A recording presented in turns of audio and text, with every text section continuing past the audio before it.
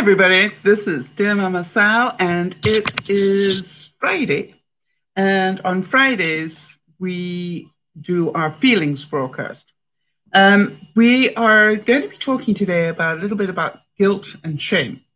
And the reason that I wanted to talk about that is because we all carry that around with us in different ways. And so today we're going to be learning a new skill on what to do if you feel it, and we all do.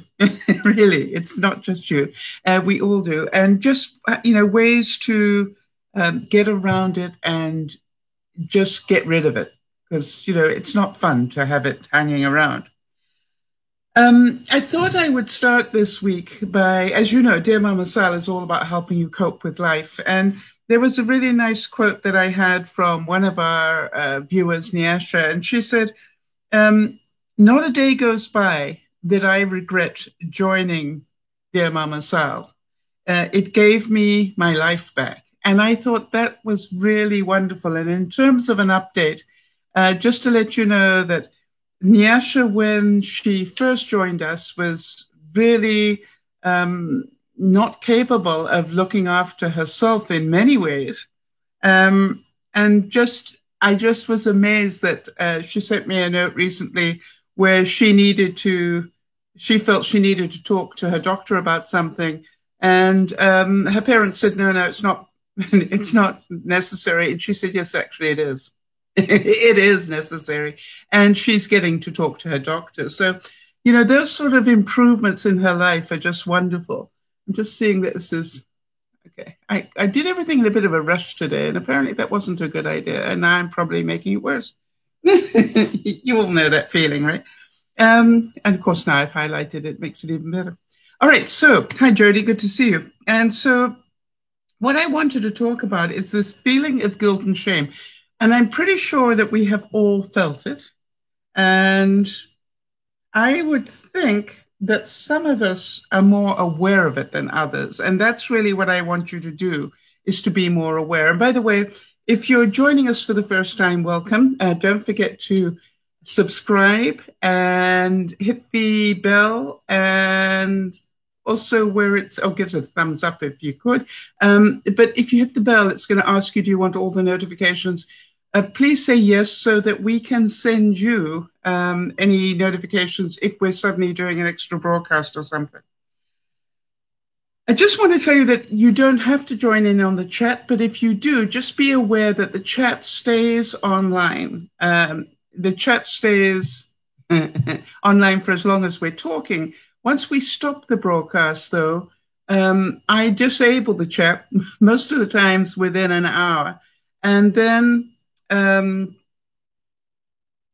but the conversation I'm having around the chat will still be there, obviously, whatever I'm saying. So if you put something in the chat that you don't want me to repeat, you just want the room to know about it, but you don't want me to repeat it because you don't want it left over for the replay, just let me know that. Just put Sal, don't talk about this. And then what I may do is talk about it in terms of a viewer once told me, and I know not to associate your name with it. All right. Starting with guilt. Hi, Rinsky. Good to see you. And starting with guilt, how about this one? When we see somebody else suffering, it can cause us pain. I know. Hi, Niasha. Good to see you. I know Jody knows this one well. All right. How many of you have that happen to you? When you see somebody else, or maybe a puppy or an animal or something that's in pain, suffering, that you feel the pain, you have that level of empathy. And that's, as it said, this constitutes our powerful system of empathy, which leads us thinking that we should do something to relieve the suffering of others. Ever felt that? Where you felt that you ought to be able to do more to help others who are suffering. And if we can't do anything, or if we feel that we can't, all right, then we experience guilt. So I just wanted to give that example so that you could get an idea of what causes guilt, all right? It's our feeling of, I ought to do something, but I can't, all right? It's feeling of helplessness. And by the way, very rarely is it true that we can't do something to help. You know, we can do all sorts of things, and that's what we're going to be talking about. The most common guilt. Any idea what the most common guilt is?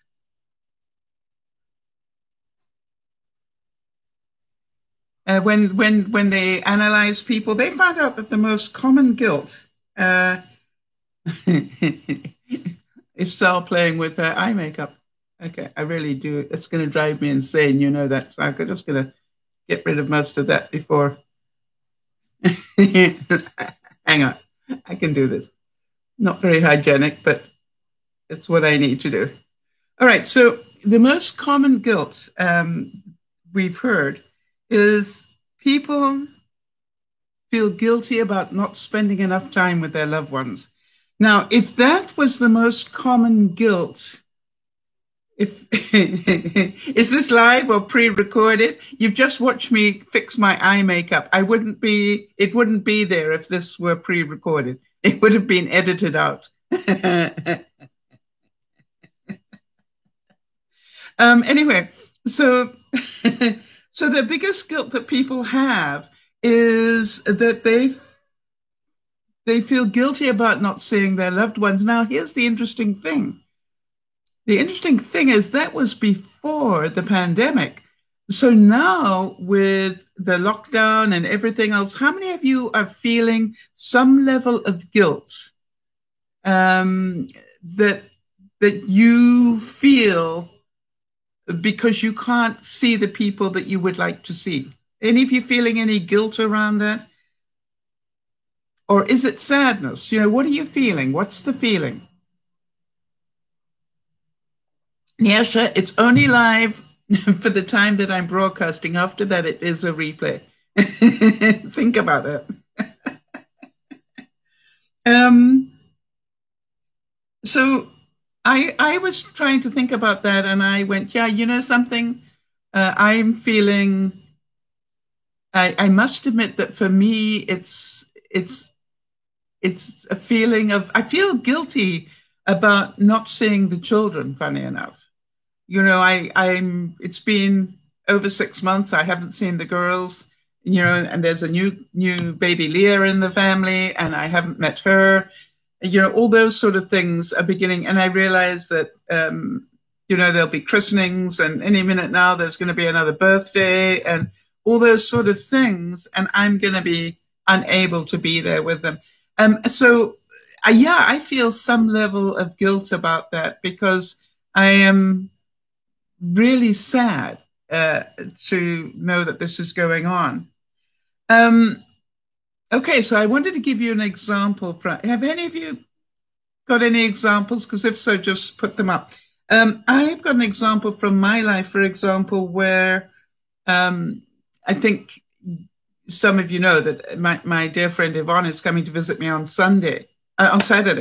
And one of the things that she does is she always does my accounting for me every year.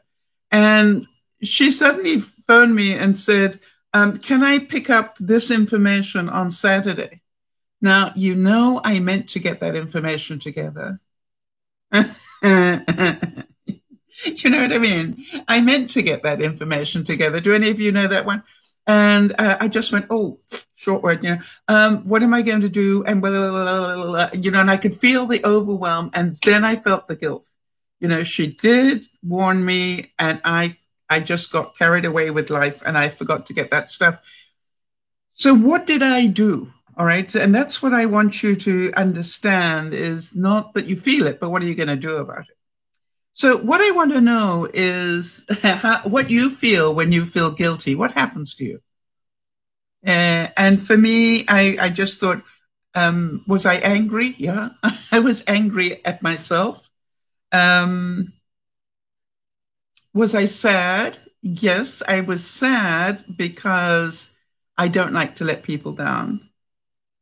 And I don't think I was resentful. For a moment, I thought, why didn't I have more warning? You know, because I wanted to blame somebody, right? And I went, no, I think you had the warning, so you just didn't do anything about it. And so now, as usual, my real reality is that all those things we talked about are. Let me just get the old whiteboard going here so we can all understand that. All those things keep me emotionally going around on the hamster wheel. And the reality is, I wrote very quickly and said, I'll do what I can. Whatever isn't ready by then, I'll work on next week. Oh, interesting. Nyasha's saying about the children. That's a very good thing. Yes. Or maybe your friends. All right. Part of being scared that they might not be your friend anymore at the end of the all of this. Yes, that's a good one, Nyasha. So all this emotional stuff goes on. But you see what I did is I just sort of dealt with the emotion, got off the hamster wheel and said, factually, I've got some of it ready. You'll get what I've got and I'll work on the rest next week. You understand? It's over then. And by the way, I did spend about 3 hours yesterday just totally sitting down and not doing anything else but getting that stuff together for her. That's the price I paid. Makes sense. So one of the things that they say is, accept responsibility. Offer a genuine and sincere apology, which I did, without defending yourself. All right. I didn't say all the excuses I had. I just said I've got most of it. And what I haven't got, I'll get together next week. Right. And then make peace with yourself. How many of you can understand I needed to forgive myself? For whatever the reasons were, I needed to forgive myself if I want to get out of guilt.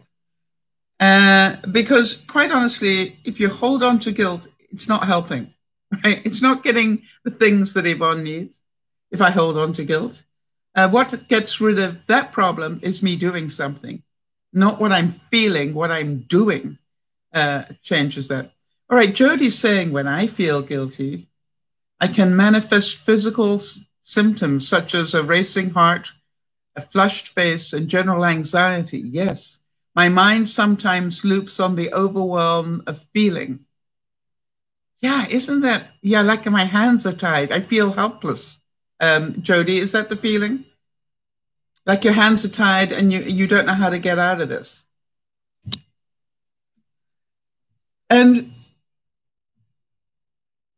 I think this is a really good bit of advice. Think about the guilt long enough to work out what you need to do and then let it go.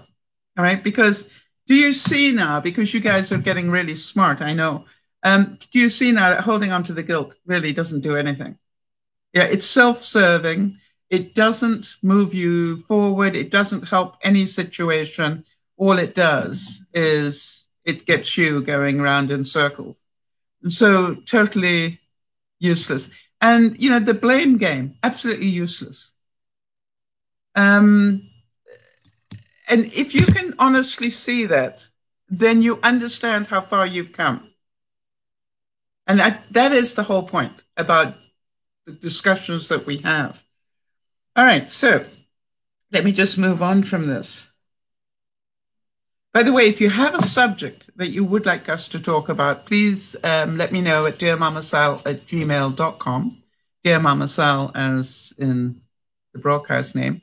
And we'll add it to the list. If I think it's something that the viewers want to talk about, then I will add it to the list and we'll schedule it in. I also wanted to say that we try and do a number of things during the broadcast. Hang on a second, let me just see what Jody said here. She said she feels helpless and like I can't do enough or even do anything to help the cause of guilt. Yes. So, Jody, does that happen to you if you hear about people being homeless, for example? Give us some examples, Jody, of where you feel that guilt. and that helplessness. And by the way, Jody had a wonderful life example of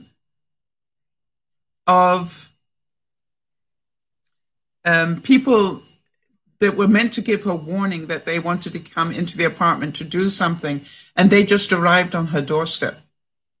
Now, I totally understood that Jody would have a real problem with that because, she wasn't ready for them. Obviously she didn't think anybody was coming. And I can pretty certain that everybody that's a viewer will relate to that. I don't want people in my house without warning, right? I want to make sure I'm up and dressed, and I want to make sure that the house is not a total wreck or whatever. And, it was really interesting because Jody just got over it in such a quick way. And I was so impressed. We also like to do something during the broadcast, which is a quote from the headline somewhere. And I saw a headline this week that I thought would be interesting to talk about. The headline was, "The 27 dolphins were found dead after the massive oil spill on the island of Mauritius." Now, some of you know I have been to Mauritius, and it is on my list of the 3 most loved places I ever visited.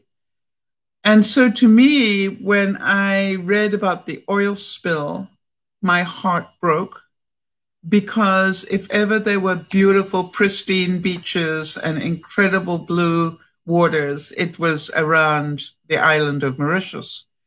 And so when I first heard about that oil spill, I suddenly went into this terrible feeling of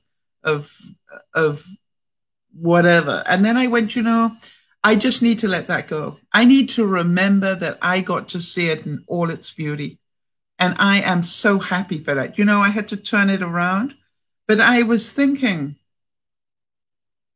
that 27 dolphins found dead would affect a lot of you as well. All right. Now, funny enough, if you dig into the story a bit more, you find out that they just happened around the time of the spill, but they haven't as yet identified that it was associated with the spill. In other words, as far as I know to date, they haven't found out that the reason the dolphins died was because of the oil. But, it was just amazing when you read that headline, 27 dolphins found dead after the massive oil spill, is correct. But were the 2 linked? Do you understand? Sometimes the headline makes you believe that the 2 were linked, but we don't necessarily factually know that. Jody is saying, the flood of homeless people that will likely happen soon. Yes, I think within the next month, we're going to see that, month or 2. And anything involving animals. Yes, and that's why I brought the headline in about the dolphins, Jody, because I had a feeling that dolphins would also be something that you would feel, all right? Also guilt. If I have somehow failed to meet an obligation, yes. All right. And Rinsky's saying, gosh, that's sad because dolphins are my favorite animal. You see, and that's what I'm saying, that sometimes we feel these things, these feelings, because of the name, because of the type of animal, because of whatever, right? We feel it more. And so that is why I like to do some of these headlines so that you can feel it. Now then, about the dolphins. Do you feel guilty in any way? Probably not. Do you feel you ought to be able to do something? And if so, let's get some ideas of what you could do. Nyasha saying, I used the blame game recently as it was focused towards me and my health. In return, I used it to take the blame off me. I know I shouldn't have used it. Okay, and that's a learning moment, Nyasha.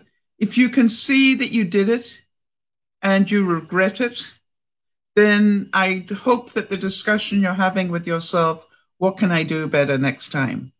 All right, how do I not do that? If you can see that the blame game is transferring your anger or whatever onto another person. And, you know, your feelings, remember this, Asha, we say this all the time. Your feelings are your responsibility. Nobody creates them. It is our reaction to what we heard. It is our reaction to what we saw. It is our reaction to what we hear, right? Our feelings. Makes sense. Now, Jody's saying she's feeling sadness over the dolphins. Yes.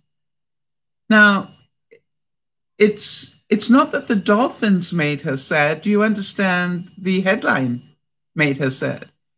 And then she thought about the dolphins. Yeah. All right. So Rinsky's saying, yes, I feel guilty for the dolphins dying because it was probably human related and I am a human. Yeah. But, you know, is it helping, Rinsky? And Jody, is your sadness over the dolphins helping? All right. Is it helping the dolphins? Is it helping Mauritius? Is it helping anybody? These are the discussions we're going to be having because you see, if we can talk about this every week, this is going to change the way you think. You're going to have something happen and you'll feel it and you'll go, wait a minute, wait a minute. This is not helping. So what I want to know is if feeling sadness for the dolphins, like Jody does, doesn't help them, if feeling guilty for the dolphins dying is Rinsky's issue, is that helping them? Hi, Carolyn. Yes, you got me live. And alive. So you understand this. Yeah, and Jody's going, yeah, you're right. It's not helping at all. My responsibility is to turn a reaction into action. There you go, right? If you can turn your reaction into an action, that's very good. Did you come up with that, Jody? I'd like you to document that because that's a great turn your reaction into an action. So let's think about it. If you got feeling guilty about the dolphins, if you got feeling, well, it's awesome. And I'm going to ask permission to use it in the broadcast because it's such a clever way of turning it around. Turn your reaction into action. So let's think about the actions you could take. You could say, I read it, I understand it, I don't need to feel it anymore. All right?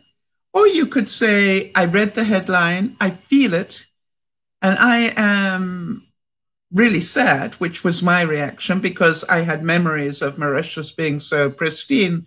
And number one, I suddenly saw dirty beaches on some of the most beautiful beaches I'd ever seen in my life. And then I see oil on the beaches, and then I see dead dolphins on the beaches, right? And I'm going, these are not pictures that are going to make me have a good day. So what am I going to do with them? I'm going to go sad, but move on. All right. Now, what action could I take? Did I contact the World Wildlife Association and donate some money towards research on that system? No, I didn't. I didn't do anything except let it go. But I could have done. All right. Did I send money to help with the oil spill? No, I must admit I didn't. But I could have done. So you understand, I could have turned that reaction into action in that way, or my action could be, okay, I felt it, I understand it, I'm going to do some more research on it over the week, and then just let it go. Because I can't change it. It's done. So that's what I want you to understand is if you can't do anything, yes, I could donate to a cause. Yes. For example, you remember the koala bears in Australia when they had the wildfires. That was such a problem. I did donate to the Koala Bear Fund to help save those koala bears that were burning in the wildfires. Now, how many of you remember Hurricane Katrina back in 2005? And by the way, today is the anniversary of the second and third landfalls that did all the damage. Um, you know, it killed close to 2,000 people, and it caused over $115 billion in damage. And I just want you to remember that news story and that horrific story. And I want you to tell me, what do you remember about your feelings about that event? All right, Carolyn's saying, I've had so much guilt concerning my choices when my children were younger. I'm trying to forgive myself, but man, it's hard. Oh, Carolyn, big hug. Yes, I don't know a mother, quite honestly, Carolyn, I don't know a mother that doesn't have that conversation, right? Um, you cannot change anything, all right? I'm certain that you've got that. You cannot change what you did. What you can do is make sure your children know that you are so thankful that they stuck by you and that you got to learn better. And also to remind them that it's probably going to happen to them too, that they will feel the same way. And it's all part of growing. All right. So find a positive way, if you can, Carolyn, to pass that lesson on to your children. I don't know how old they are now. Nyasha's saying, actually, it was my mother who had blamed me. Yeah, most of us have mothers that blamed us for some. And I said, no, that's not true.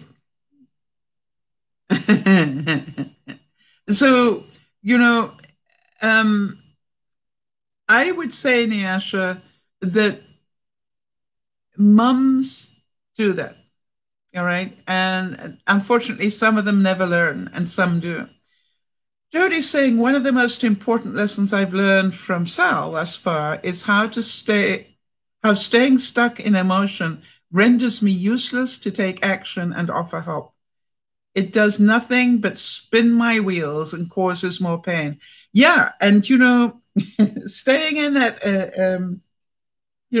staying in that emotional uh, hamster wheel, it really does nothing. All it does is damage you. It doesn't help the real world. It doesn't help fix anything. It just keeps you going around in circles. And, if you can all see that, then we have grown together a great deal. Yeah, and Yasha's saying it's out of my control, but she refuses to listen and constantly blames me for it. Yep. I want to tell you, my mom blamed me for the fact that she lost her beautiful figure because she had to have a cesarean to deliver me.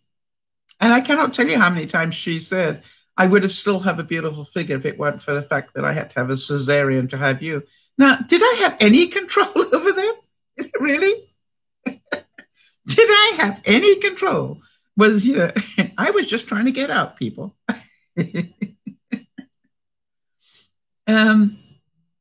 Yes, Niash is saying, but it's out of my control and I can't control it. Yeah, it's out of your control. Good girl. All right. So Carolyn's saying, is it? I should have double checked with you, Carolyn, before I started talking about that. But is it okay for me to carry on talking about it? Because I really would like to help you with this. Allergies, people. I'm not crying.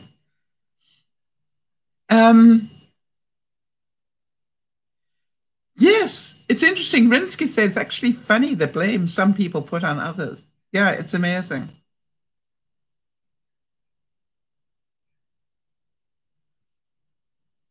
Well, Carolyn, I want to thank you for coming in and talking with us because that's exactly what we're here for. All right. And funny enough, I thought the subject might put people off, but I'm delighted that you, for one, came in to discuss something about it. That's wonderful. So I'm going to go back to Katrina for a moment while I'm waiting for Carolyn just to confirm. Yeah, guilt keeps us from moving on and robs us of peace. So now then, each of you here, the next time you feel guilt, what are you going to say to yourself? When I should have, You know that's a guilt thing. I should have done that. Why do that to yourself?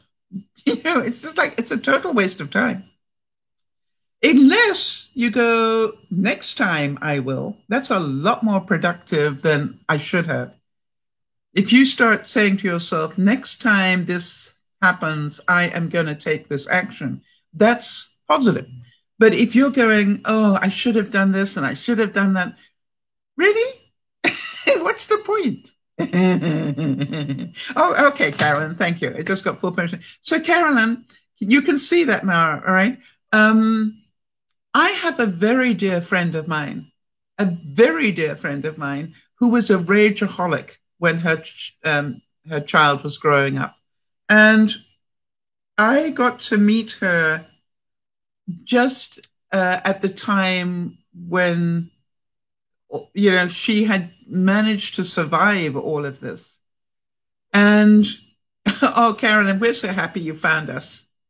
And Carolyn, if you'd like to tell the room roughly what age you are, what country you're in, maybe what state, just so we get a location. And I'll get the other people to let you know where they are, because it's quite interesting to see where everybody is from. All right. And I think you probably know I'm in southern British Columbia in Canada. So the interesting thing was that when I met this rageaholic, she was constantly so angry because her son wasn't like her. And I said, there is going to be a day when you are grateful that your son isn't like you. And by the way, you are an OCD person, obsessive compulsive. You're an OCD person and you have wonderful qualities, but I wouldn't wish them on your son. And I'm pretty certain if you really think about it, you wouldn't want him to have them either. Because he's a creative person, and you need to let him be creative. And it was amazing that we had the discussion and she saw it and she said, but I was so bad as a mom. And I said, no, you got out of an abusive relationship. You saved his life. You gave him a home and a roof over his head, and you taught him, she just needed to be reminded. And that's the next bit we're going to be talking about. So, yeah. Rinsky's saying that she's going to say to herself, worrying is also pointless. All right? Trying to control others is a waste of time and energy. Hoping they will be like us is a total waste and not fair, really. I realize now it's probably a good thing that people are not like me. Jody's saying, stay in the moment, process from the emotional to the rational. All right, that's what we talk about. Get out of the hamster wheel and make a plan or choose to let it go. Yes, do something or let it go. Do something or let it go. If you don't want to do anything, then just let it go. But learn from it. What do I want to do next time is a learning question. And I really recommend that. So I can remember exactly where I was when Katrina hit. I was visiting my sister. And I remember how angry I was. And I remember how heartbroken I was about that District 4, I think it was called. Why didn't they help those people evacuate? I was really angry about that. And, I realized that I got myself in a huge hamster wheel. I think after the death of Princess Diana was my biggest hamster wheel, but that one was my second biggest one. I really got very incensed about that. Okay, so Carolyn lives in Colorado. Wonderful. You got 6 children and 13 grandchildren. Oh, I am so sorry that your oldest passed. Wow. I am genuinely sorry to hear that. And how are you coping with it?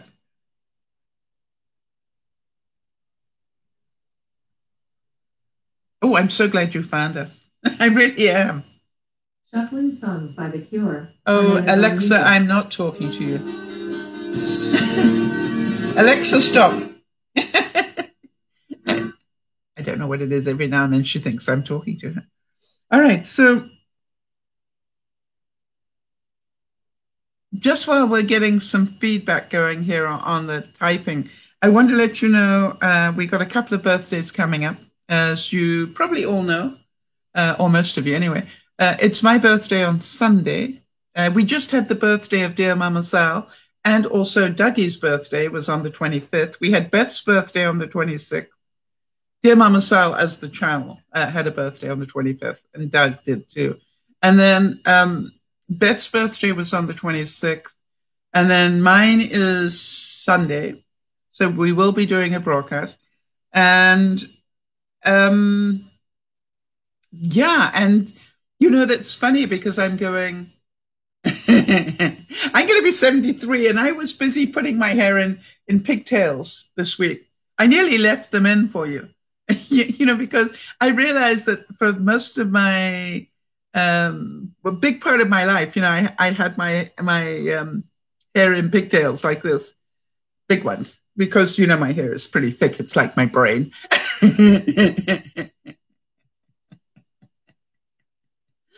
And, you know, I was thinking, you know, I still could do it. And people would probably raise their eyebrows, but boy, you know, I'm thinking it would be a good idea. Nyasha's saying, Rinsky, I used to stress and hurt over the fact that nothing turns out the way I'd hoped. But I learned that it was me actually trying to control the world, and it was impossible to do that. Yeah, give up trying to be ruler of the universe is a very good step, Nyasha. We're so proud of you. And looking after yourself, Nyasha, I am amazed how you are beginning to take responsibility for your health. I am just so proud of you, and I'm certain the other viewers are as well, because you really can see that it's up to you to look after you. And Jody's saying, condolences on the loss of a child, Carolyn, sending a hug. There's support here in our extended family, and we welcome you. Isn't that? Jody's our admin. And she's the, you know, really the heart and soul of our support system. Yeah, so Nyasha was saying, I've learned to say it just is what it is. And strangely, my mind and heart just calm down. Yes, if you let it be. Yeah. So, and by the way, it's Jeannie's birthday on the 8th of September. I think that's the next one that's coming up. So if we're missing anybody's, please let us know so that we can add it to our list. Rinsky saying, I've seen so much growth in so many people on these broadcasts. Yeah, it's a beautiful thing. You should all be very proud. Well, Rinsky, as should you, should being a guilt word. But Rinsky, you are part of the healing process. You do understand that. You see, if people didn't come and talk about their stuff, we wouldn't be able to help as many people as we do. And you know what really amazes me, Rinsky, is every now and then I will see people reacting to a thoughts and prayers request that I put up on Facebook. And by the way, if you haven't subscribed yet, do that. But also remember to follow us on Facebook and Twitter. And the reason for that is we use that as an update. You know, we updated everybody that Erin tested okay on the coronavirus thing. And, you know, it's really important that you see, Rinsky, that you are part of this solution. You are helping people just by being here. And Carolyn's saying, thank you. I found a recording of him a couple of days ago. He left me a message shortly before he died, and it literally sounds like he knew he was going to die. It was like a love letter to his mama. Wow. Yeah. What a gift he gave you. You know, I've got to say that. I mean, whilst part of me goes, I am so sad, but sadness isn't helping you today, right? For me to be sad isn't going to help you. So I'm thinking that he sent you that. What an incredible gift that you can hold on to that recording. To me, I'm going, wow, that is amazing. That is a great thing to hold on to. That for whatever the loss is, you got the gift. And that is truly amazing. I'm going to move on. Carolyn, keep talking, and I'll fill in between bits, okay? So just feel free to keep discussing this, and the viewers watching will also discuss it with you. The next thing I want to talk about is shame. Lived a lot of my life with shame. I don't know if any of you relate to that. So let's get a real good idea of what it is. It is said that shame is an unpleasant, self-conscious emotion, typically associated with a negative evaluation of yourself. Withdrawal, motivations, and feelings of distress, exposure, mistrust, powerlessness, and worthlessness. Boy, do I know those. I know you're probably quite surprised to hear that. But I assure you, I lived a great deal of my life in shame. All right, so now then, I wanted to give you an example from my real life. And that was I had a group get together again this week. And there's this one neighbor who's got a great sense of humor, but I've noticed something. During the get together, I asked him 3 different questions, trying to be I was literally interested in stuff. I asked him 3 different questions, and each question he shut me down. For example, I knew that they were going on vacation. I said, "Oh, by the way, what time are you going?" He said, "Why is that important to you?" Now, I don't know about you, but I reacted to that inside. Now, instead of using my words, all right, I felt it. And I wonder if any of you can sort of understand what I'm saying here.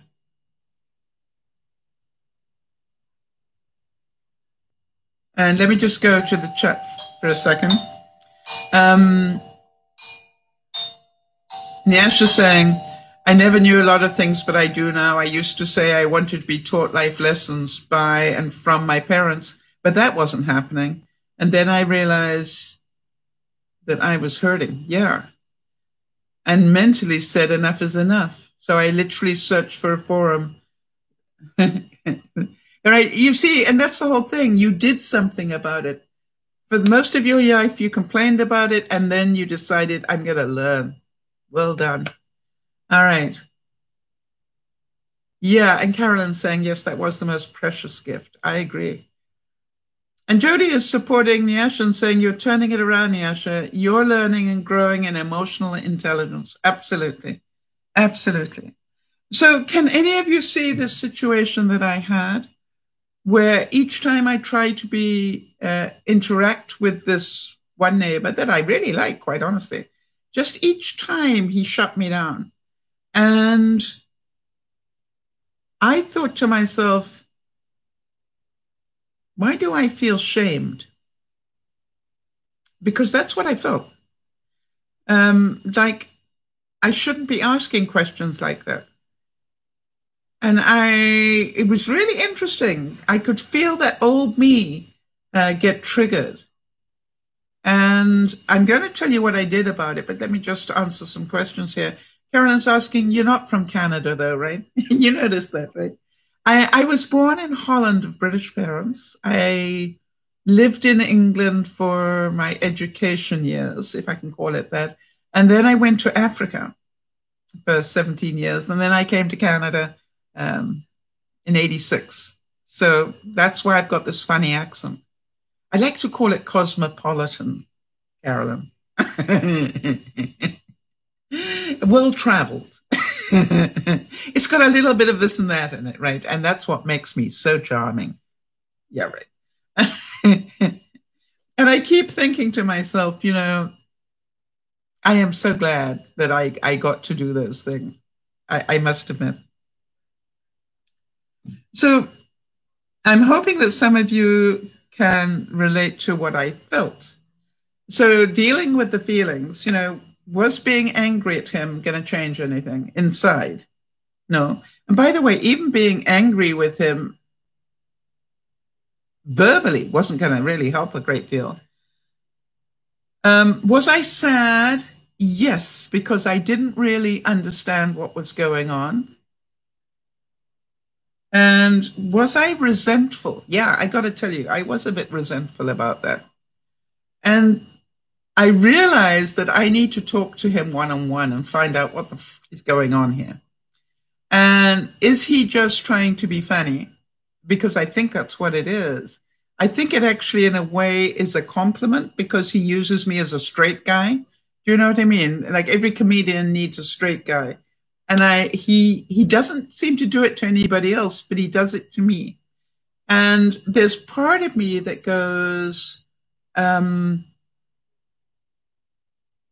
either a great compliment or not. And I need to find out which it is. In other words, if he thinks that I've got such a good sense of humor that he can play me as the straight guy and get his laughs by attacking me, I understand that.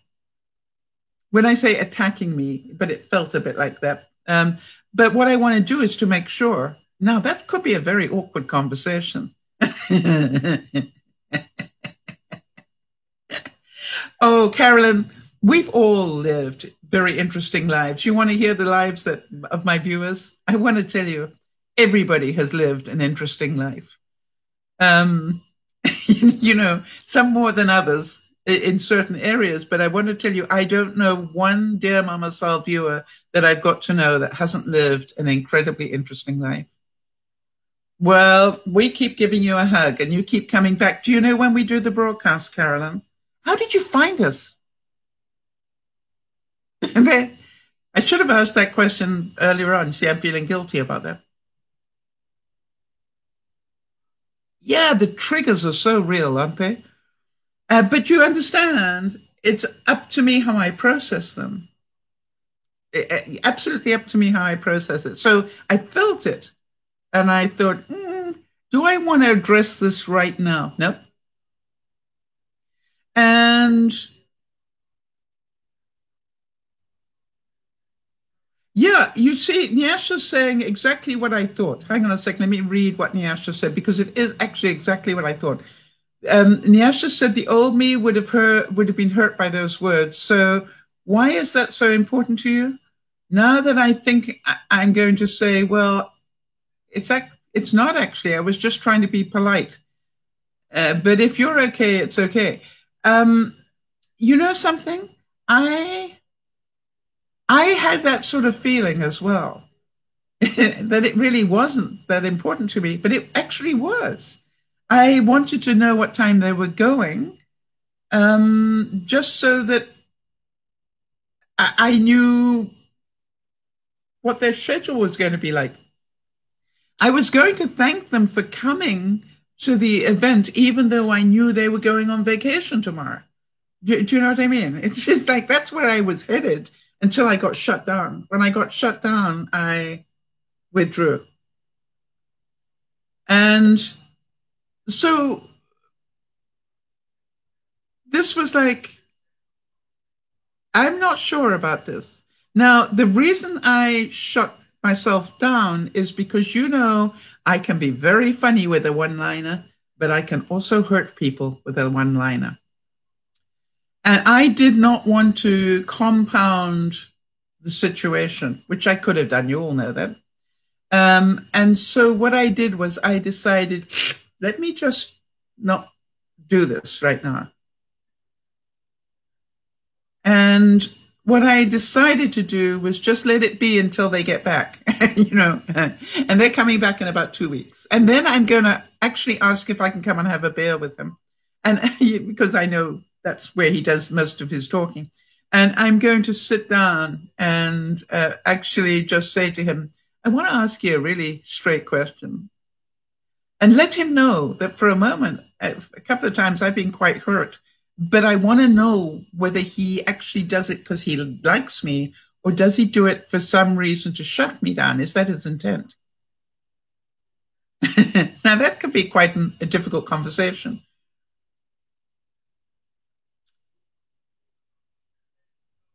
Ah, all right. So Nyasha's saying it's insultive, and I refuse to be insulted anymore. You see, but I don't need to make a public display of it, Nyasha. Do you understand that? I don't need to have this cut him down in front of other people type thing. Carolyn saying, man, if you guys only knew my life and my choices. Well, Erin, good to see you, honey. Erin, meet Carolyn. And she's from Colorado. I had to think for a second. And she's closer to my age than yours. So, Erin, you might let her know where you are and your age and what's going on. And congratulations on testing negative for COVID. Carolyn, just so you know, Erin is bedridden, and she is one of the viewers I've had the absolute honor to meet. And I actually got a chance to meet her probably about 6 years ago, and got to lie on a bed where she was with her, and eyeball to eyeball had the most incredible conversation. And if ever you want to have somebody that makes you realize how lucky you are, it's Erin. She has use of just about one hand, and her sense of her mind. And her mind is razor sharp. There's nothing wrong with her mind at all. Or her sense of humor, or her attitude. And she loves pink.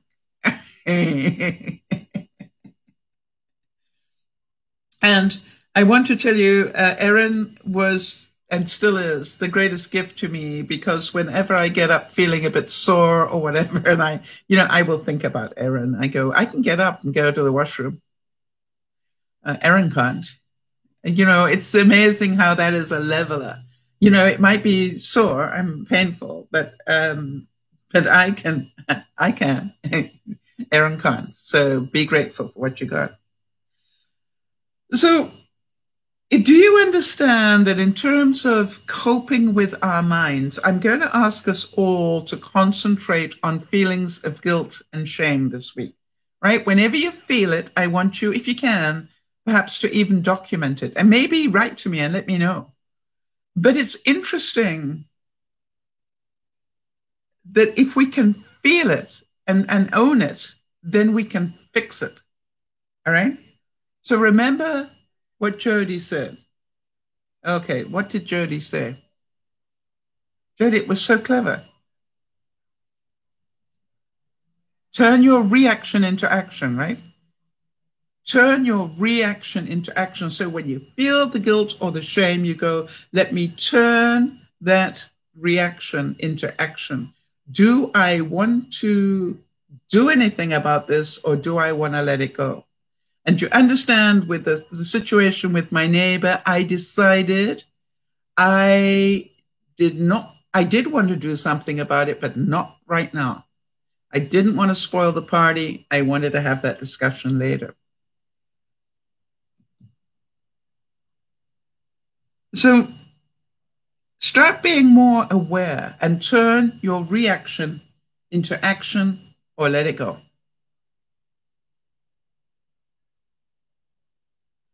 So now, would any of you like to know how I do that? All right. How do I let it go? What is it I do with my mind to be able to let it go? And I thought I'd talk to you a little bit about that. Now, I'm not a perfect being, but, 73 years has taught me quite a bit. And so much time in depression taught me a lot. And getting myself out of depression and refusing to go back there has taught me even more. All right. The more accountable I got, the more I've learned.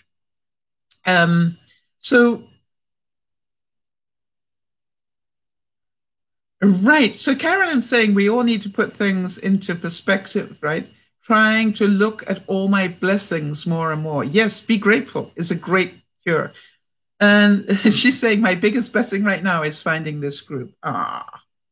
All right. So Jody, just so that you know, Carolyn, the mop thing is a bit of jargon here. It means she's going to the washroom. When I first started broadcasting, I remember saying one day, does anybody have a mop? If not, I need to go to the washroom. And so now if anybody has to leave the broadcast, they'll just go mop. So the one thing I do whenever I get triggered, all right, whether it's with guilt or shame, I think about the antonym. Now, for those of you who don't know what antonym is, it's the opposite word. For example, the antonym of good is bad, or the antonym of bad is good. Make sense? It is the opposite of it. So when I get feelings of shame or guilt, let's start with guilt. If I start feeling guilty and I don't know how to get myself out of the hamster wheel and get real with facts, one of the ways I do it, it's just my way, is I will check the antonym. What am I feeling right now? And so if I'm feeling guilty, the antonyms of guilt are happiness, honor, pride, respect, and satisfaction, right? You just need to type into your browser the antonym, or just put what is the opposite of guilt. And you will get these words that come up. And what I found, it's probably Dougie. He's coming to visit me between the two broadcasts. But what I found is it really helps me. So let me see. If I am feeling guilty and I look at the antonyms, well, one of the ways I get out of this is happiness. I need to get happy. How do I get happy? I need to let go of this stuff. Understand? Or I'll look at it and go, honor is an antonym of guilt. I need to honor myself and go, it's okay to have a feeling. Just don't want to hold on to it. Need to let it go. Or how about pride? I need to know that I have every reason to protect myself and to be proud of who I am. And in terms of the question that I asked, my intent was good.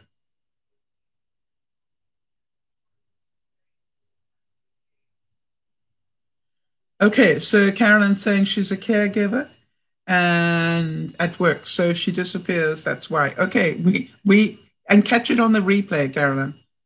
You just pick it up wherever it was. All right, just make a note that you were there for the first hour, and pick it up on the replay, because I think you're going to find a lot of things help you with these broadcasts. And you do know we do another one tonight at 7:00 Pacific time. And then we do another one at 3:30 on Sunday. And by the way, the Friday evening one is how to cope with less money. That's the subject we're doing this at this time. And then Sunday evening is what we call our Soul Sunday, where we concentrate on de-stressing ourselves.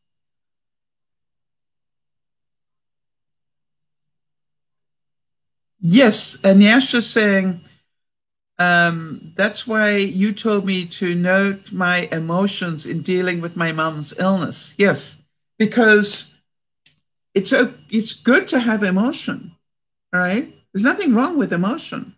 It's holding on to it that causes the problem. So it's okay for you to feel sad about your mom being sick the way that she is, and that you may lose her. Perfectly okay to have that emotion, Yasha.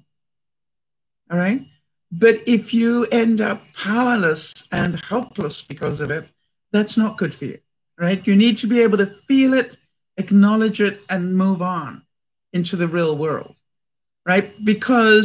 And the best way for you to do that is to go, knowing that that is a possibility.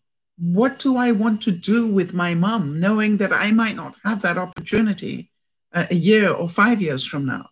All right. What is it I want to do with her? What is it I want to tell her? What games do I want to play with her? All those things. Don't concentrate on the negative stuff. Concentrate on what you can do. Remember, we always say that. Don't worry about what you can't do. Concentrate on what you can. So do you understand? If I look at the antonym and I look at happiness and honor, if I have pride in myself, if I have respect in myself, I have satisfaction. How do I get satisfaction? I have satisfaction from finding out the truth. Now, pretty sure he doesn't want to discuss the truth, but one way or the other, I'm going to make sure he knows that I just need to find out so I know how to react. Friday night, 7 o'clock Pacific time. And Sundays, 3:30 Pacific time. And that's a slightly shorter broadcast. It's only 1.5 hours. Okay, welcome back, Jody.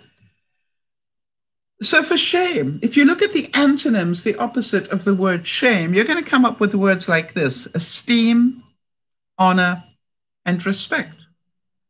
So then if I'm feeling shamed, I can say to myself, what do I need to say to myself to rebuild my esteem? Because I know that's the opposite of shame. And I need to remember the good things, that, you know, who I am as a person. I know I'm not perfect, but I need to remember, you know, the good things. Honor, you see that honor came up both on guilt and on shame. I need to honor myself. It is okay to feel shamed. It could have been intentional. But on the other hand, having compassion, it might not have been. And therefore, I need to respect myself and the person who said it. Makes sense? So it's amazing whenever you're feeling an emotion and you want to know how to get out of it, you might want to look at the antonyms. And we'll do more work on that as we do our broadcast. Now then, I want to go back to that moment where Yvonne asked me for all that accounting stuff, right? When you're dealing with people, as we were with the neighbor, and when you're dealing with people, I find that the first thing I try to think about before I react is, what about this relationship? Is this worth destroying a relationship over? I could have done a real number on Yvonne, all right? I could have done a real number on Yvonne, but, you know, it's like, Sal, she's trying to help you. And she is a really, really good friend. So just suck it up, Buttercup, and just hear what she needs, right? Because the relationship is important. By the way, my relationship with that neighbor is important to me. So I need to suck it up, Buttercup.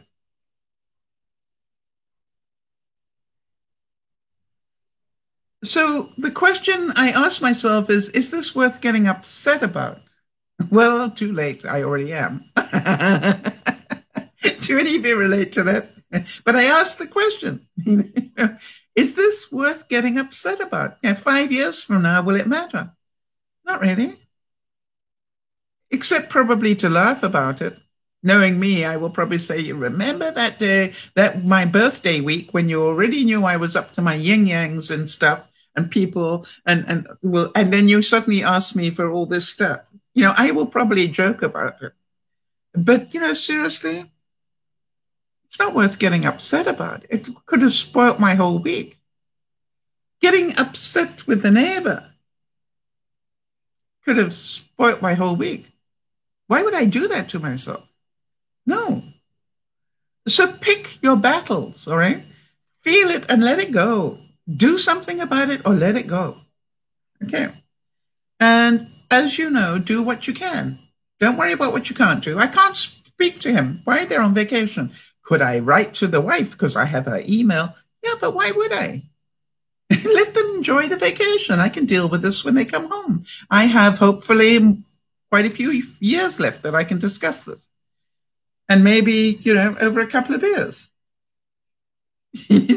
I will probably invite them over for dinner and talk about it. And so the wife knows it's an issue as well. I am certain I'm not the only one that suffers. But it's my suffering, not his. He obviously thoroughly enjoys it. So can you understand with this whole thing with Yvonne asking for this extra information? That my birthday week was already full. All right. I was already overloaded, right? I've got Doug coming between the two broadcasts because that's the only time he could see me because he's going away. Now, I normally try to rest between the two broadcasts or at least get the second broadcast finalized in that time. Not going to happen today. Carolyn, I'll make it really easy for you. Anytime you want to know the broadcast times, Carolyn, you go to dearmamasal.com and one of the tabs is broadcast times. Okay? Or have you got your pen ready? Because I'm going to tell you one more time. Actually, Jodi's probably already doing it, so I won't bother. All right.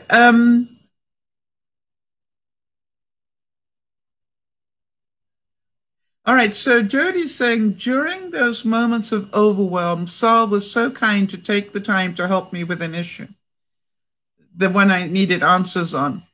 Things stay with me. Yes, and Jodi, because you had never been taught how to let them go. All right? You had not been taught how to process things. And that is why, if you remember 8 years ago, when Benji said, click, click, click, click, there you go, Sal, you are now a YouTuber. And I said, what the is that? And he said, you'll find out. But now I get to share you with the world. That was the whole thing that he wanted to share, was that I help people process things. All right?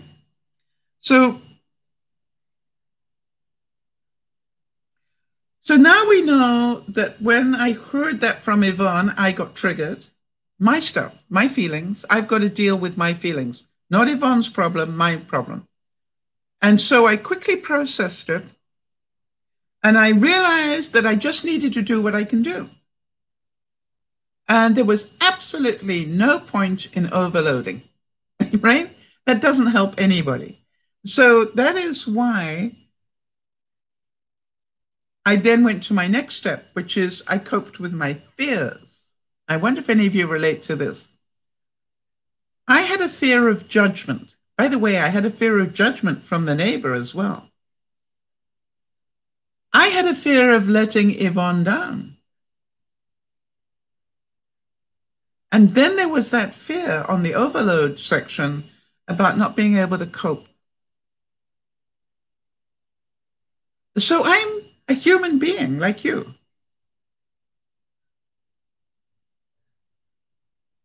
But the truth is, do any of the fears help me? Does being scared help me? Does it get the information to Yvonne?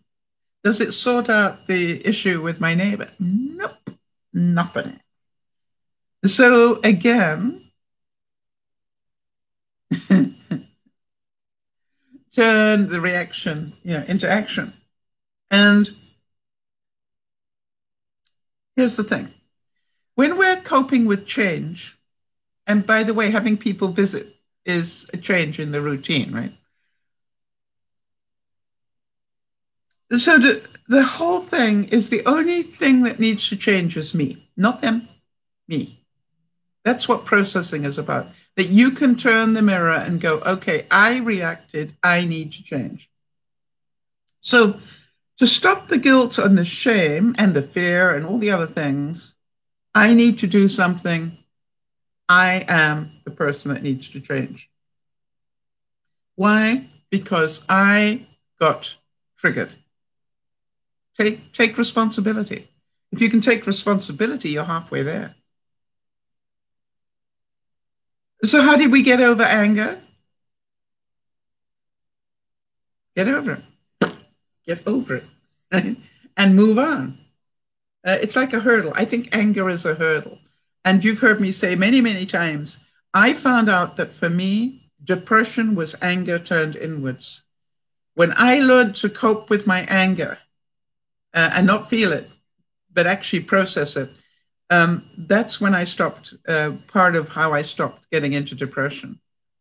When I stopped having blame and guilt and resentment and all those things, when I learned to process those quickly, that kept me out of depression for the rest of my life. I'm really grateful for that.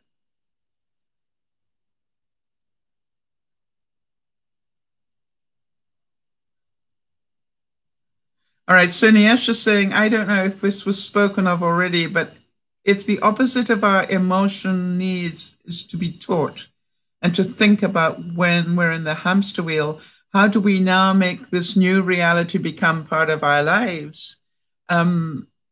Practice. That's the only thing, Niesh. It's not easy to do. You're gonna need a little bit of practice. Hi, new dads. Good to see you. So you understand that, Nyasha, that it's intellectual until you practice it and make it part of your life. Once you make it part of your life, then you've learned the lesson. But until then, you need to keep practicing it. All right, so now then, how about coping with frustration? Can you understand that I was pretty frustrated that here I was already busy and now all this extra is coming at me? That made me feel frustrated. I felt frustrated. So how do I get over that? All right. How did I get over the frustration of it? I've only got this much time and I can only do so much. What am I going to let go of? You understand? It's like if we go back to this, the overwhelm was causing the frustration was because my plate was already full and now suddenly somebody's trying to add things. That's what it felt like. Somebody's trying to add things to my plate. Well, for that to happen, I've got to let one slice of the cake go.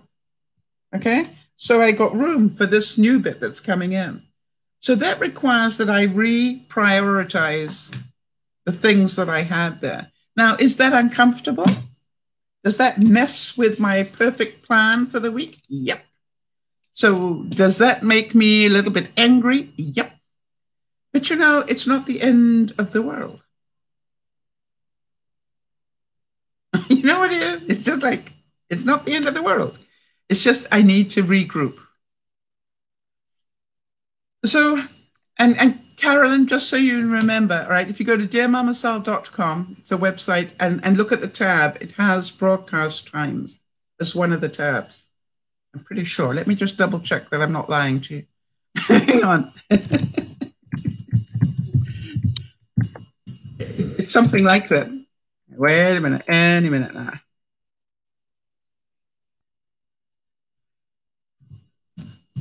Helps if I type it correctly to start with, apparently.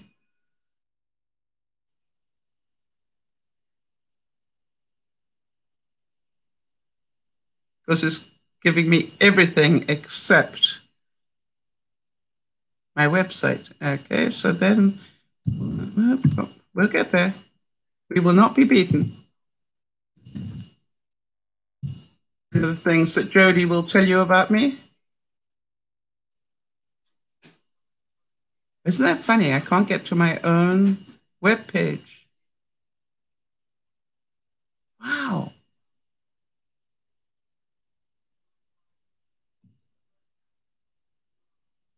I'm actually typing in the name of my webpage.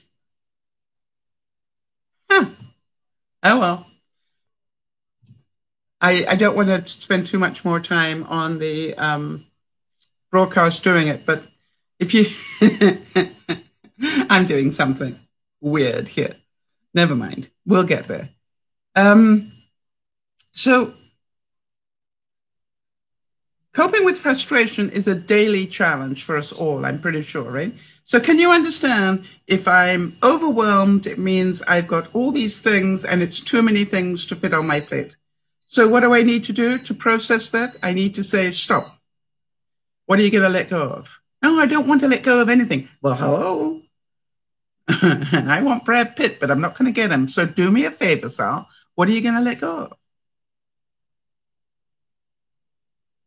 Quite simple.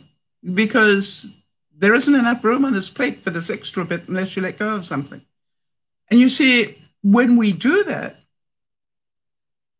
and throw out something and then make room for it, then we're at peace again. Now we can regroup. And that is all part of this processing that we're all doing, right? It's just like, what I really would love you to do is on a daily basis, be really aware of your emotions and go, okay, I felt that one. Now then, what do I want to do with it? Do I want to take that reaction and turn it into an action? Or do I want to take that reaction and the action is let it go? It's up to me. And you know, I also have to tell you that part of my feelings was the anger that I couldn't do it all. How come I used to be able to do all of this? How come I used to be able to have people visit me and it wasn't stressful? How can, you know, and I'm going, yeah, but that was then. You know, you're older now.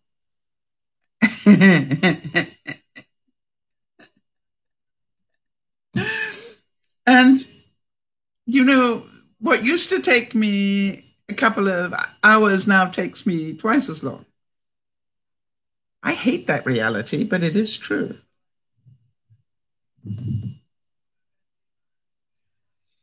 So, how many of you made a mistake this week? Oh, Carolyn's saying taking responsibility was one of the biggest gifts I could give myself. I want to tell you something, Carolyn. A friend of mine came to me one day and she said, Sal, why did you teach me that about accountability and responsibility? And I said, why? And she said, ignorance was such bliss. It was so much easier blaming everybody else.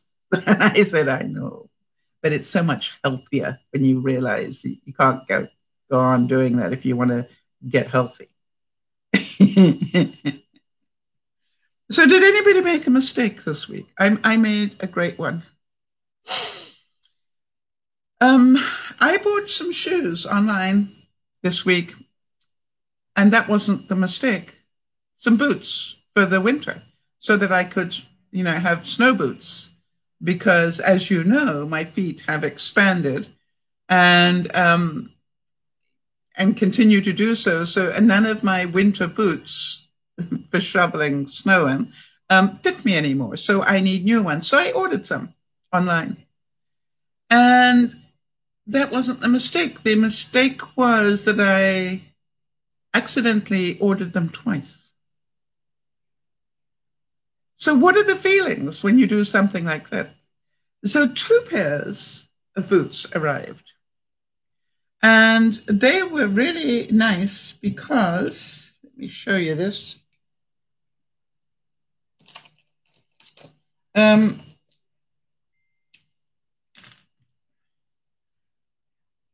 Because if this is the boot, like this, what I really liked was that they had, you know, some fur around here. I like that. But they also had a zip right here. And I'm thinking, oh, that's really good for that extra room that I need around my ankles. But what I found out was that I don't know why, but in my mind, I thought there was also a zip here. And then it went down there. Well, guess what? There isn't a zip here at all.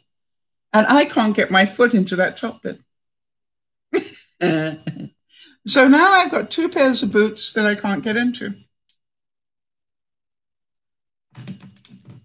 What's the feeling? How would you feel? And what action would you take? And this is why I want to each week bring you real life examples of what, you know, life is about being human, all right? It's not about being perfect. It's about being human. We all make mistakes. We make them every week. I don't know anybody in my life that doesn't make mistakes. So beating up on yourself for making a mistake really doesn't get you very far. You want to minimize them. Yes, sure. You know, it happens. So what are my choices?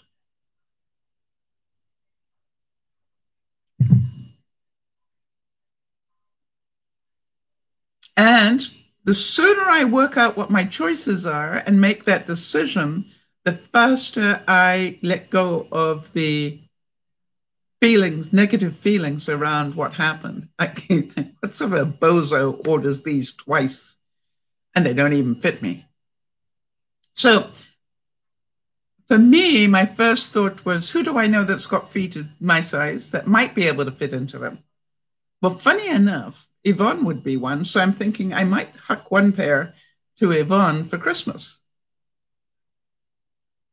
And, oh, I could return them. That was another possibility. Yeah. But what else could I do? I could donate them to somebody, maybe in the local church, to give to somebody who can fit into them. And they would be incredibly warm boots for the winter. And then I started to think, what would give me the most pleasure? Right? What would give me the best feeling of this?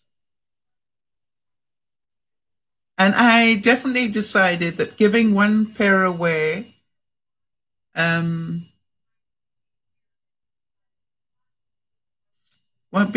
giving one pair away would be a really nice idea. And then I thought, to give the other pair to the local church. I've got people near me that are going to church, and I'm going, hey, I will find out if any of my neighbors wear that size and whether they can fit into them. Hi, Linda. Good to see you. Linda, meet Carolyn. She is joining us from Colorado, and she's new. And Linda comes from the UK, obviously. And Linda's been with us for a long time. And she has learned a lot. And Linda, we made it to our 8th anniversary this week. Can you believe that? Now, here's another story for you. So I want you to hear this one and tell me, how would you react to this one? I order my groceries online. I think some of you know that. And they were due to be delivered, and they normally give me a 10-minute window.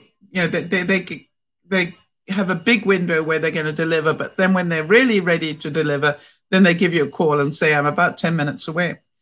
So this woman phoned me, and she's going, way too fast. And she's got an engine noise, and I can't hear what she's saying. And she's trying to tell me about what they changed, what they substituted or whatever. And I said to her, hey, honey, I'm really sorry. I can't understand you. So how about we talk about it when you get here? Thank you. And I put the phone down. So, and I've done that to every delivery person that tried that if I couldn't understand them. But, they seem to forget that they're in a loud van and they talk very quickly and they're talking, anyway, and I'm old.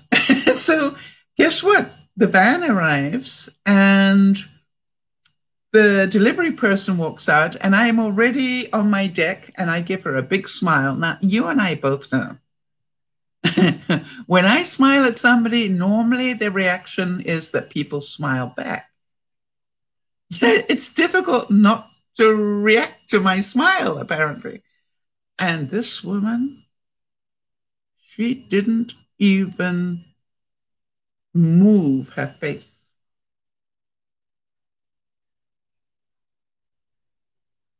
And how many of you can feel that?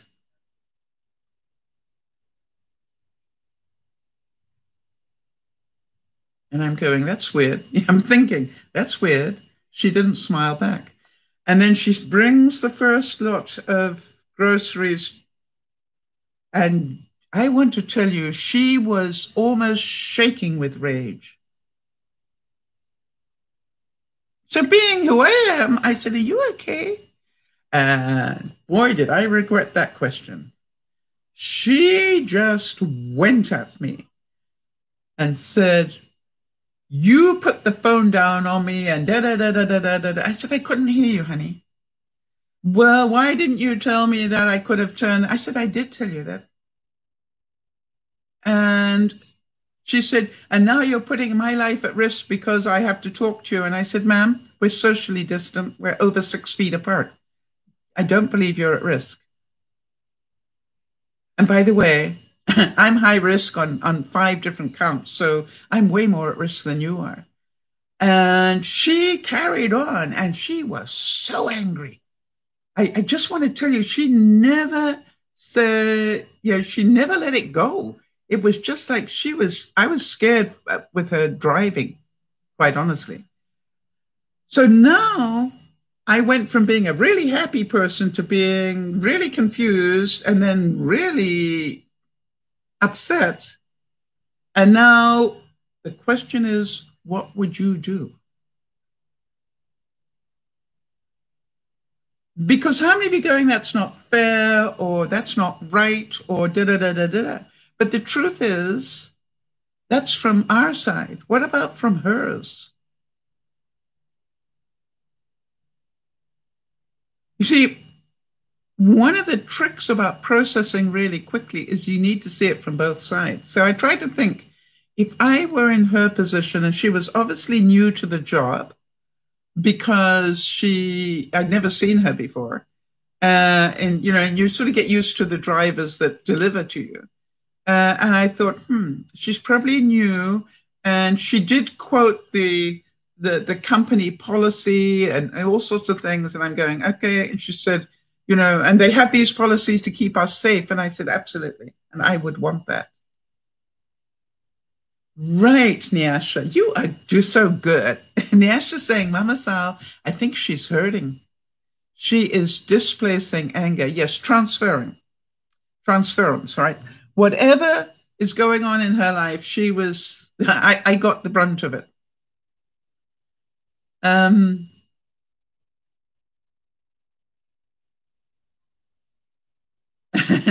So I really thought this one through. And, there's part of me that wanted to pick up the phone and phone the company and go, you need to get this woman in check. And then I remembered something. Can any of you remember making a mistake as a child? And can any of you remember that the punishment you gave yourself was probably worse than the punishment your parents gave you? Jody's saying, I would tell her I was concerned for her driving in that emotional state and try to calm her and acknowledge her anger. Yeah. Jody, again, I was really so stunned at the onslaught that I kept my mouth shut. Because again, I didn't want to make it worse for her. And I just decided, I just, I was like a deer in the headlights. Now I just like back at her. And the only thing I did say was when she said, and you slammed the phone down on me. I said, no, that's not true. I did tell you I couldn't hear you and that we would talk about it when you got here. I did defend myself in that. And then she said, well, we're not allowed to talk to you. And I said, that's not true. You need to be socially distant. So I decided not to make it any worse than it already was. But, that thought of should I phone the company came through my mind. And I thought, what's that going to change? What if she's just having a bad day? Maybe she broke up with her boyfriend today or her husband. Maybe one of the children just got sick today. Maybe all sorts of things. What if I just let it go? and let her deal with her anger and her guilt.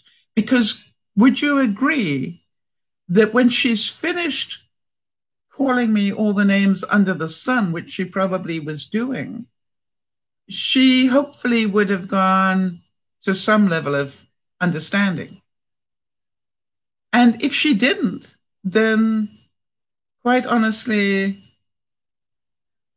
the pain is hers, not mine. And that's what I decided to do, was just to let it go. It took a bit of, I had to breathe through that one. Do any of you relate to that? I had to literally go, I can let this go.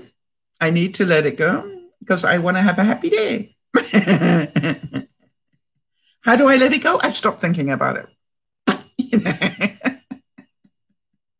Yes, Jody, it could have been a rotten day for her. And you got the brunt of it when the straw broke the camel's back. Yeah, that's what I thought. That's what I processed, was I think I was unlucky. So, but do you understand that she got that message through to me just with her body language as she was walking with those groceries? Not a smile on her face, and she looked like she wanted to kill me. I'm glad she didn't.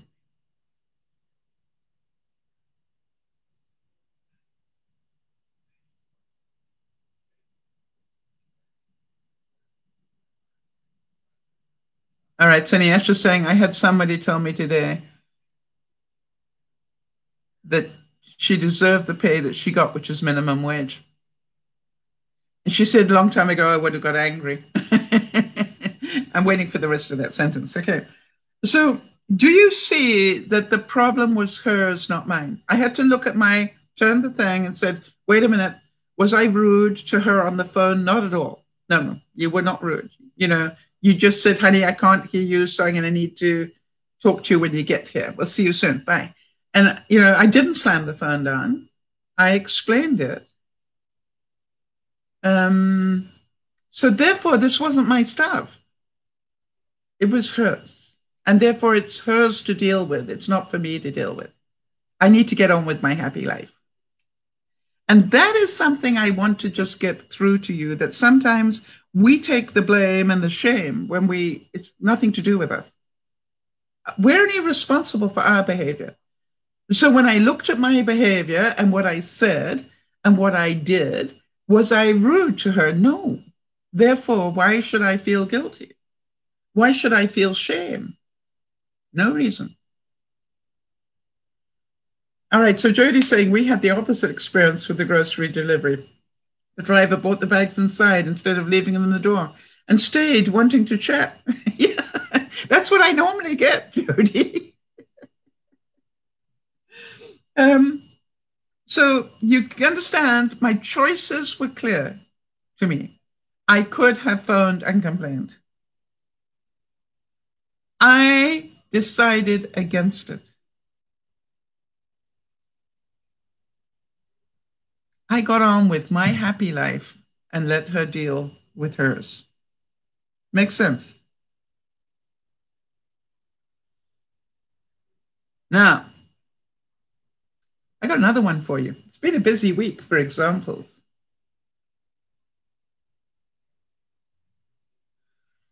How about this one?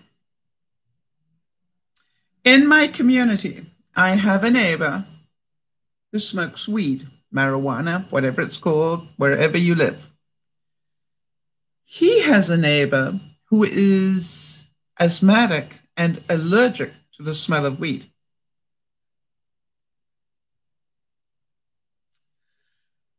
So his reaction, the one who reacts, is so strong that it can put him in hospital, and has done twice in the time that I've been here.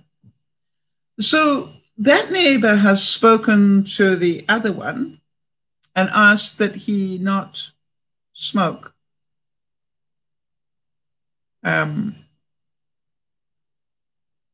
outside.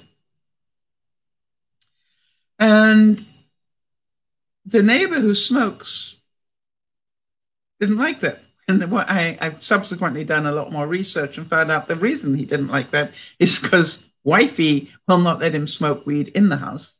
So that's why he smokes it outside. Understandable.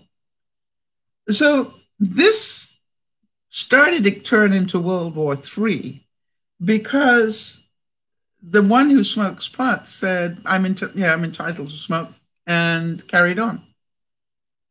And the neighbor that has the asthma problem was rushed to hospital one more time. And then what happened was that they made a complaint.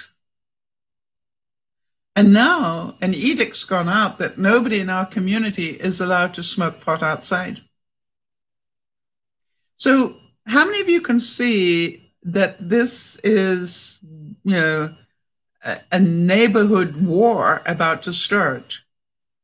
And by the way, you're probably not surprised to hear that both parties came to visit me to tell me what was going on. And I was sort of glad about that because I tried very hard to make sure that they both came from their opposing sides into some sort of compromise position. And what I said to the person who has the allergies is, it is legal in British Columbia to smoke pot. He's not doing anything illegal. The fact that you react to it is sad and difficult, but he's not doing anything illegal. What he's doing is something that is not very neighborly to you. So, but it's not illegal for him to do what he does. And then when I spoke to the person who was the smoker, I said the same sort of thing. I understand that it's legal to smoke now, but the question is that what you want to be doing? And then when this whole thing went to now an official complaint, and then we got an edict come down on the whole community that nobody's allowed to smoke pot anymore, I wasn't unhappy, quite honestly. But, I also understand that there are people who are pot smokers. And so now this has caused a major change. And what about the guy whose wife won't let him smoke? And what the ruling says that you have to smoke inside. If you want to smoke, then you have to smoke inside. And I said to the pot smoker, if that's what you do, make sure that you are aware that if you do it with the windows open, he's still going to be able to smell it. And therefore, plus there is a neighbor over my back fence, the neighbor on, not even on the property, that smokes pot. Believe me, I know. And so I said, you need to make sure they know about this person who is the other, side of the fence, because that's also a pot smoker. So, this whole thing went down and it got very nasty for a couple of days. And then the guy who smoked pot said, so I'm not allowed to smoke in my house. So that means I've got to get in my truck and go and drive off the property to be able to smoke. And I went, yeah, that sounds like that's what you're going to have to do. Not nice, but it's true, right? Those are the facts. If the wife doesn't allow you to smoke inside and the community doesn't allow you to smoke outside, then yes, you've got to get off property. Go take a drive, enjoy it. So can you see that got quite nasty for a while? And can you also see that we need to come to a compromise? If you stay at who's right and who's wrong, you are never going to fix this, because this person can see where they're right and this person can see where they're right. All right? It is legal, but I end up in hospital. Those are two very real, correct positions. What you want is neighborly, and that is a different position. They both have to move to get there. Does that make sense?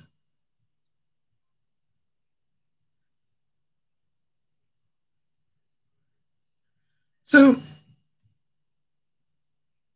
to me, if you can can turn the mirror on anything that happens and go, wait a minute, I can see that my position and I can see where I'm right. But what if I were the other person, right? Like the delivery person. What if I happen to be this other person? What is their position? Yeah, Jody's saying that makes sense. It's a tough situation. Yes, if you can see that they're both right. And by the way, friends of this person who ended up in hospital, that was a no-brainer for them that this person had to stop smoking. I said, but he has a legal right to do that. Right? And they didn't get that at all. Yes, but it's putting this person in hospital. I said, so now we need to come to a compromise. And, I didn't bother to try and come up with a compromise. I left it for them to sort it out, and they did. By the way, I thought I made another mistake this week. I bought a Jody Great watermelon because we were having this community event and I wanted to make a centerpiece, and I did that. Hi, Bernice. And, the funny thing was that I ended up with quite a lot of watermelon, so I've been eating it. And what I didn't know is apparently my system does not do watermelon well. It really, that spikes my sugar levels. And I didn't know that before. So I've been struggling because I've got all this watermelon in my fridge and I've got to be careful now about eating it. So anybody got any ideas what to do? Can I freeze watermelon?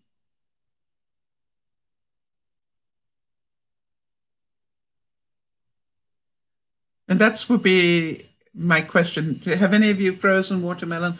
What can I do? Put it in smoothies, I think, right? So the trick is now to make sure it doesn't go to waste, but then use it sparingly, I think. So how about that for a learning lesson? Put it in the blender and make ice cubes to just drop into smoothies. Good idea. So blend all of it. All right, I've already cut it up. All right, super. Thank you, guys. I just want to find out, do you think the information that you've heard today about shame and blame and guilt can help any of your friends? Can you think of any of your friends that are dealing with shame or guilt?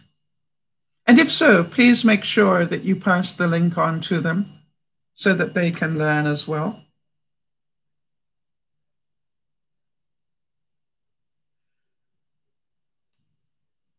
Tonight, I thought we might do something quite fun.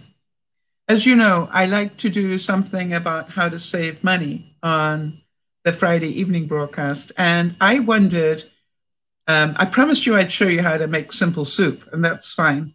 But I wondered whether any of you would like to see me attempt to make goat cheese. Now, we made goat yogurt. We made yogurt cheese the other day.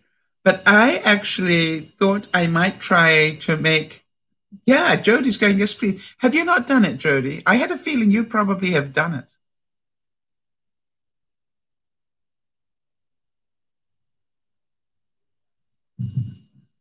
And by the way, that yogurt thing that I did, I'm saving a fortune because I like it better than cream cheese. And it was just like, why did I not know this all my life? And it's so, you've only done yogurt cheese. Okay. So I'm loving the yogurt cheese. I've tried it with the fig jam and the fig jelly in it. And I've tried it with herbs in it. And I'm now going, maybe it's time to get a bit more brave. Maybe we'll try some goat cheese. Now, here's the thing. Think about this. I've never done it. I'm going to do it live. Do you think it has a lot of feelings around it? In other words, could I totally mess it up? Yeah. But would you still want to see me try it? I hope so. And so what we're going to do is we're going to start with that. And while it's doing its thing, we'll make the soup. And maybe we will try a pita bread as well. I don't know, but I've got all sorts of things. Right. Jody's saying the goat cheese I buy is pricey. I don't buy it often. Okay, Jody, here's a bit of research. If you could do it for me, find out what it costs you to buy that goat cheese, and also find out what it costs you to buy half a gallon of milk. I'm going to be using half a gallon. No. Yeah. No. Quarter of a gallon. That's 2 pints. I'm very bad on the American thing. 1 liter. I'm going to be using 1 liter of goat milk. How much is the liter? I think it's 2 pints. How many pints in a gallon? There must be 4. A quart. It's a quart. It's a quart. That's what it is. It's quarter of a gallon, right? Duh. Anyway, so that's what I'm going to be using. I got a quart of goat cheese, and I thought that would be fun to try. So that's what we're going to do. So Jody, see if you can find out what the cost difference is. And I want to tell you, from what I've seen, it's way easier than we think. Right? And we don't need the fancy stuff. Apparently, we can do it with just the goat milk, some vinegar, and a little bit of lemon juice. And I've got all of those, so I thought maybe we could try it.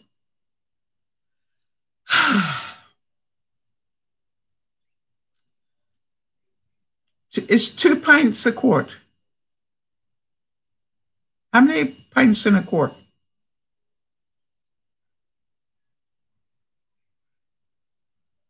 I've forgotten my imperial measurements. It's been so long.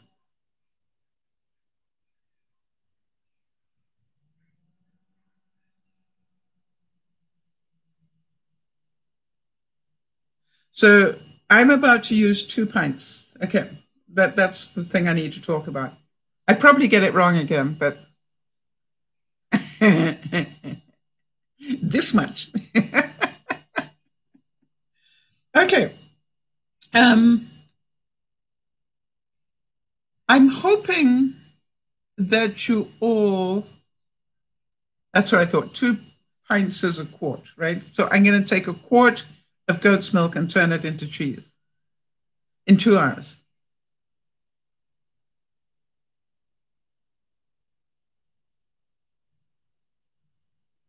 Yes, so Nyasha's saying that she's going to be making what they call Subway in her country for dinner. Tomatoes, cucumbers, cheese, garlic sauce, onions, etc. Wow, that sounds wonderful. Is that on a bun or is that just on its own? She said, we wanted to dine out, but the eateries are closed. Yeah, exactly. So that's how we do that. Yeah, Nyasha, I thought you'd probably be interested to see it as well. And so, yeah, there are lots of fears around doing it. And what if I mess it up? Ah, yeah. So it is like a regular sub. Yeah. All right. So I look at it and go, if we don't experiment with things. By the way, the thing I want to check, Jody, is what does it cost for a quart of goat's milk? And is that less than you pay for the goat cheese? It actually would be chèvre. When I say chèvre, the soft goat cheese, it's not feta cheese we're making the soft goat cheese that normally has some herbs on top of it and stuff. Yeah, I can do this, right? With your help. I hope you all come with a sense of humor to watch me do this. But we also will be doing the basic soup for those of you who want to know how to do that. And what I'm looking for, and I also have the answer. Remember when we were doing the broadcast last week, we had the conversation about the chalk pens ghosting. I have found the answer.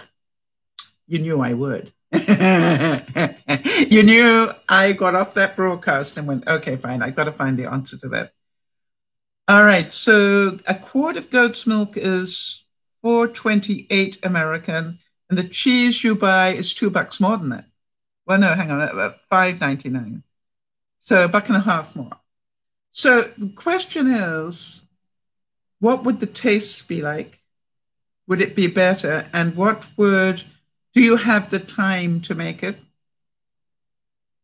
And how much joy would you get from eating homemade goat's cheese? The only reason I want to make sure that we do it, so the question is, how much do we get? That's a very good question. Let me see here.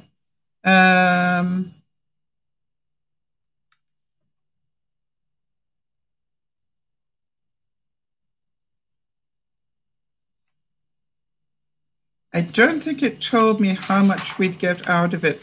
But I'm pretty sure it would be more than 4 ounces. Hang on a second, Jody. Let me find that out for you.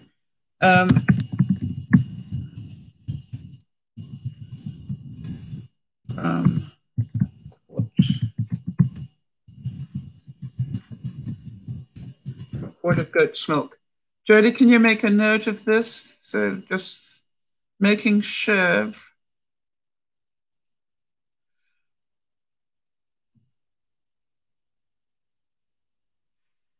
Okay, saying 1 pound of cheese requires 10 pounds or 5 quarts. Oh, I think I did make a note of that.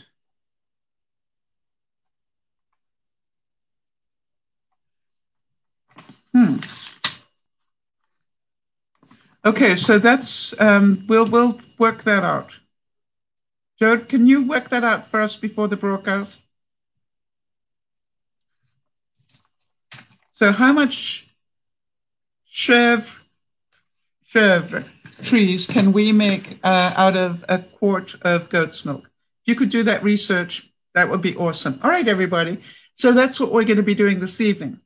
And again, I will talk to you about what I found out about the blackboard chalk markers, and we will also be doing the soup. So they're going to be pretty busy.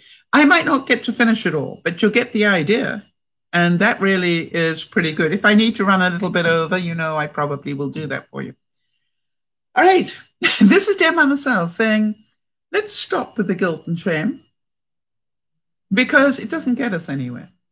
Let's feel it. Let's process it. Let's turn the mirror and see what our behavior is. And then let's move on. Let's learn the lesson and move on. Nyash is asking, what is regular cheese made from? The one that can be eaten with bread. Well, goat's cheese you eat with bread as well. It's made much the same way, but it has one added ingredient that I don't have, so I can't show you. But I will get it and we'll try it. How about that? So here's the whole thing. The reason I want to show you that you can make cheese at home, chèvre cheese, is because what if the price of cheese doubled? Would you be able to make your own? And would you be grateful that you learned how? See, that's what I'm trying to do with these things. It's not about that you have to do it, but if you needed to, could you? That's what I'm looking for. And I think you're going to find it's probably easier than you think. This is Dear Mama Sal saying, thank you so much for being part of the broadcast. Carolyn, thank you so much for being brave enough to talk with us. We're so looking forward to meeting you again. And to all of you, please remember that this is not about me. Dear Mama Sal is about your everyday problems and that you share them with me so I can discuss them with others. And then everybody learns. How many of you learned from the real life examples that we gave today? By the way, which was your favorite? Which one did you go, wow, I'm glad I learned that one today? Because if we don't talk about it, then we can't get the answers to it, which means we don't process it, which means we can't move on. We get stuck on the hamster wheel. And so to me, I want to tell you, Nyasha, that yogurt cheese thing, so simple. I make it every other day now. Did I not show you how to do that? Oh, I'll show you how to do it. It really is simple. So what I want you all to know is that the reason that we grow is because we learn. The reason is not that we stay stuck. The reason that we grow is because we learn. And then we put that learning into action. Will it be perfect? No. Same as trying to make cheese. Will I get it right the first time? Probably not. I can just show her quickly again, Jody. It doesn't take very long to show. So if you're there on this evening's broadcast, I'll quickly do it and show you. All right, so everybody have a wonderful afternoon. I'm about to meet up with Dougie and have a bit of good time with him. And then I will be back with you at 7 o'clock, if I can get the kitchen tidy. That is a problem. Cheers, Jamie. I did see you there, and I'm sorry. Yeah, making yogurt at home, another one that we will do. Yeah. So this is Dear Mama Sal saying, oh, Jody's saying she loved the example of staying out of overwhelm and not blaming. Yeah.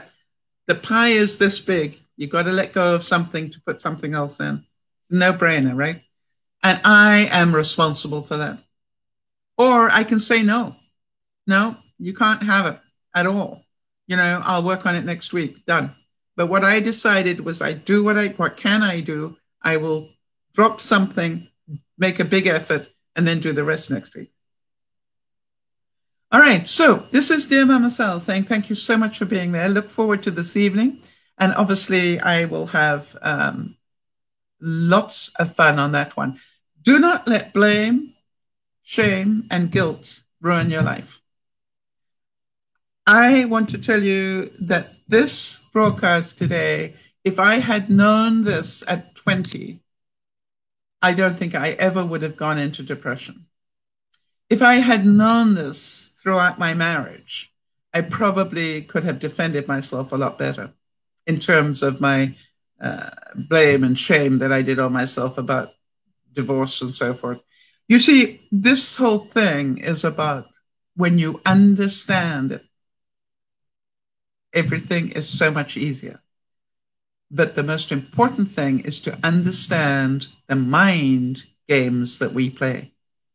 And the mind games, how many of you know this one? The mind games that other people play on us, and we get sucked into it. And so what I want to make sure that you do is not only think about this in terms of what do I do to myself, but also to set the boundary to not let anybody else do this to you if it's not relevant. But if somebody's trying to lay a guilt trip on you, I have found that saying, boy, are you trying to lay a guilt trip on me? I just want to check. Works really well. Or are you trying to shame me? Because that's what it feels like. And I have said those things to people. And I'm amazed how it stops them. And the other thing is, I will say, as far as I know, I'm only responsible for my behavior. And what you're talking about was not my behavior. You did that in your mind. So deal with it. So this is Dear Mama Sal saying, love you dearly. Great to see Carolyn. Hope she comes back soon. We'll look forward to it. And we're going to do some experiments tonight, coping with food. Dear Mama Sal saying, look after one another. But please, please, please, above all else, look after yourself, because learning to cope with yourself is about the healthiest thing you can do. Bye-bye for now.